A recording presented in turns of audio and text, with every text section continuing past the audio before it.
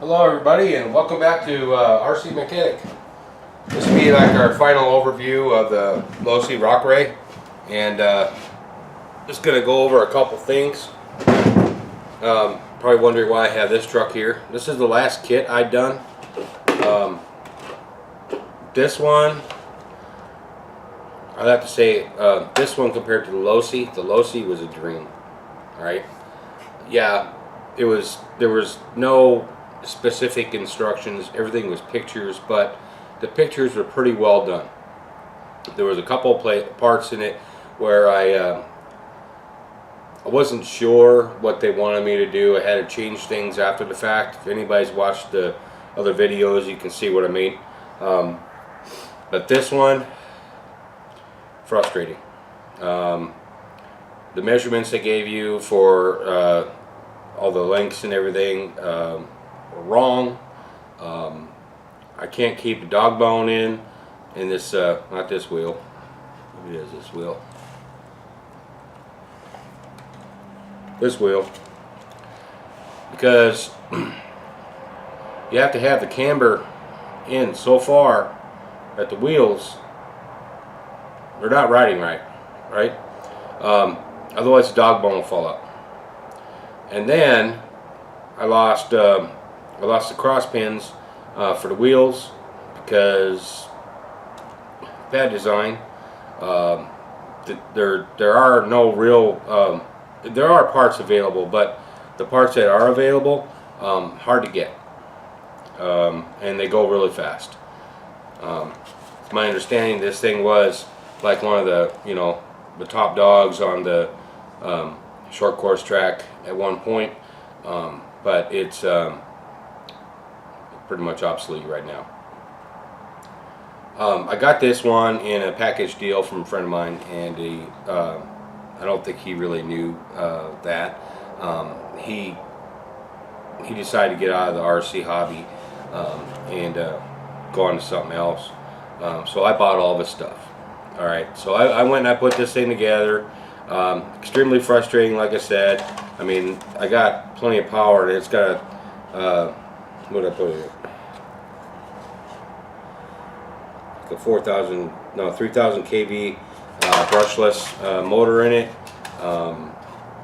She'll haul butt, but won't stay together. Maybe that's just the way things are with these trucks. I don't know. I'm not intending on racing it. Never did. I just thought it'd be cool to do a kit. It was my first kit I ever done.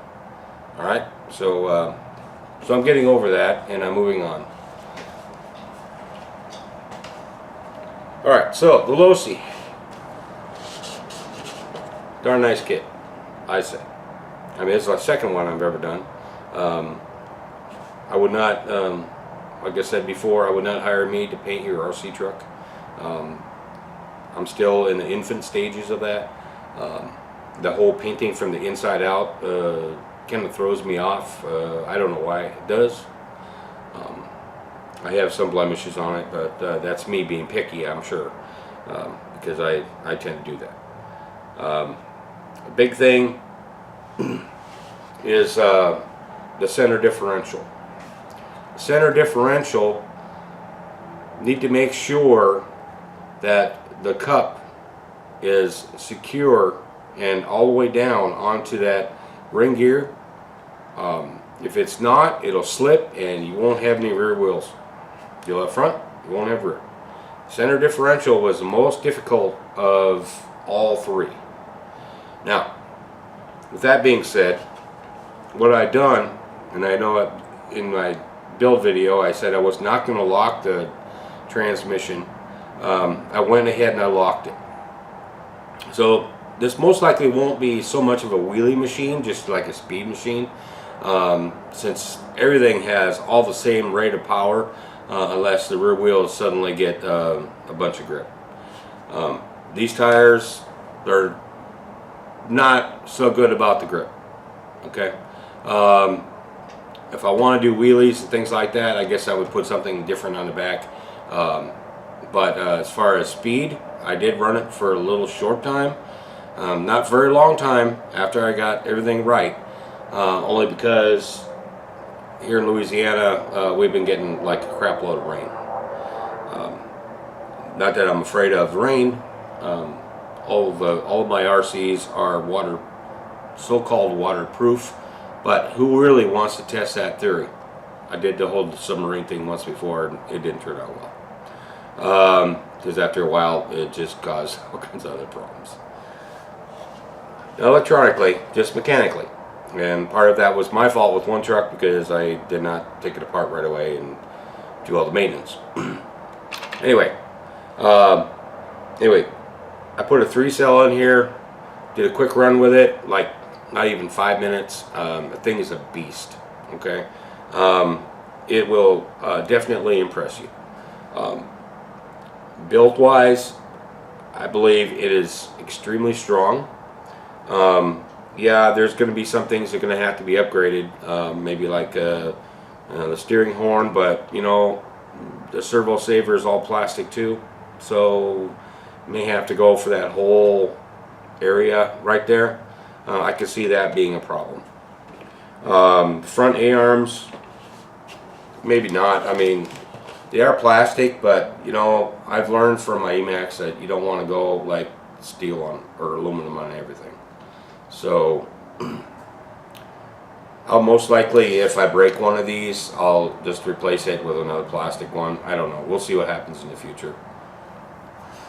The shocks, we did not go through the whole shock build part, only because, you know, the whole series has become very long, and I do have another kit to do. So if anybody wants to see how I do the shocks, you can catch me on that one.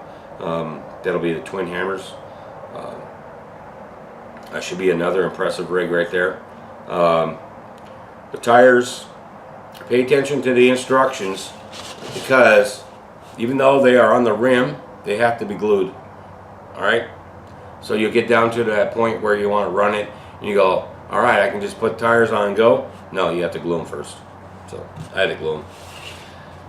Other than that, let's see. Okay, battery compartment. Battery compartment holds 2-cell nicely for lengthwise right here. However, if you want to run a 3-cell, there's at the front of the battery box, you may have to carve out an area so you can run a 3-cell up there. It will go all the way up against the steering plate. So you're going to want to either have a hard case or have some Gorilla tape that you could put around the front of that battery to protect it. Because if you're bashing with it, bouncing around and all that, you don't want to go ahead and puncture a LiPo and ruin your truck, right? And the last thing I would say is that this has been built based on the RTR version, and the RTR version uses a EC3 plug. I'm trying to save you know, some money, and like everybody does with their hobby, so they can do other things.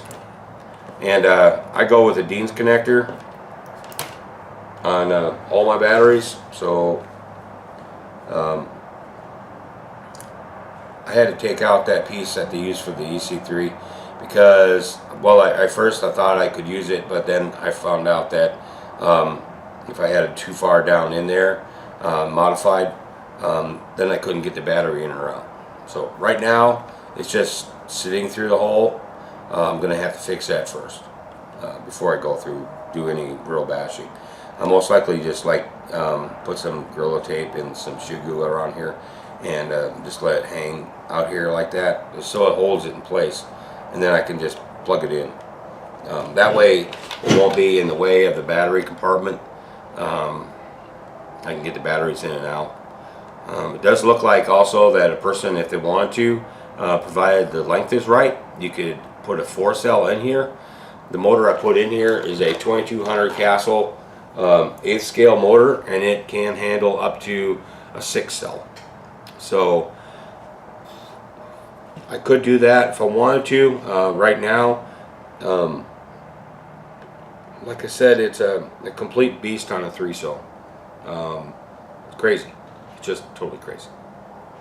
Maybe later on I'll get myself a 4-cell and we can do a head-to-head against the Emacs.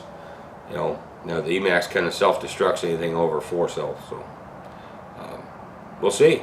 If you guys want to see something like that, let me know. I'm definitely up for it. One vehicle probably won't be able to drive as good as the other because I won't be driving both of them at the same time. So different driving styles will be come to play in that one. Anyway, I think that's about it. Said the shocks are really decent. I wasn't going to change the servo horn yet because I think that whole servo saver and the whole block where it attaches to would probably have to be changed too.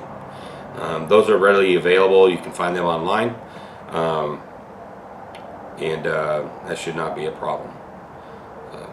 The way I got this set up right now is I don't have the light bar on the bind plug. I have it set on auxiliary 3, and that is set on a switch so I can turn it off and to conserve power for other kinds of fun things. Oh yeah, lastly, when you come down to it, remember that the turnbuckles for the steering links are not preset, so you will have to adjust them so that your steering runs straight. So anyway, so that's it. That's the Losi Rock Rey, and next time you see me, hopefully it dries out a little bit, and we can take it out and do some bashing with it. All right. So I hope you enjoyed the build and the overview. If you liked everything you saw, please come back. There's going to be more. I won't be just on the bench. It'll be out in the outside too. So anyway, yeah. If you like what you saw, give me a like, click, subscribe. You'll be alerted of anything that comes up for me. All right. Thank you.